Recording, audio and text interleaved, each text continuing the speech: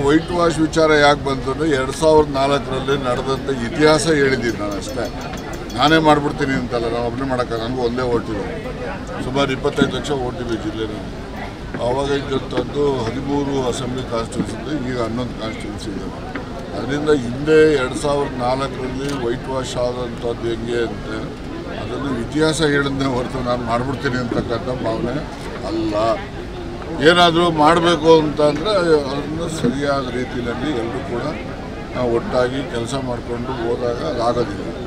ಅದು ಒಗ್ಗಟ್ಟಿಲ್ಲ ಅಂತಂದಾಗ ಅದಾದರೂ ಕೂಡ ಯಾರನ್ನೇನು ದೂಷಣೆ ಮಾಡೋಕ್ಕಿಲ್ಲ. ನಾನೇ ಮಾಡ್ತೀನಿ ಅಂತಕ್ಕಂಥದ್ದು ಸರಿಯಾದಂಥದ್ದಲ್ಲ. ಬೇರೆ ಪಾರ್ಟಿಗೆ ಹೋಗ್ತೀರಾ? ನಾನು ಯಾವ ಪಾರ್ಟಿಗೆ ಹೋಗಲ್ಲ. ಈಗ ಕೇಳು, ನಾನು ಬೇರೆ ಪಾರ್ಟಿಗೆ ಯಾಕೆ ಹೋಗಬೇಕು? ಎಲೆಕ್ಷನ್ ಇಲ್ಲಂಗಿದ್ರೆ ಹೋಗಬೇಕು. ನಾನು ಎಲೆಕ್ಷನ್ ಇರೋನಲ್ಲ, ನಾನು ಯಾವ ಅಧಿಕಾರಕ್ಕೆ ಹೋಗೋನಲ್ಲ.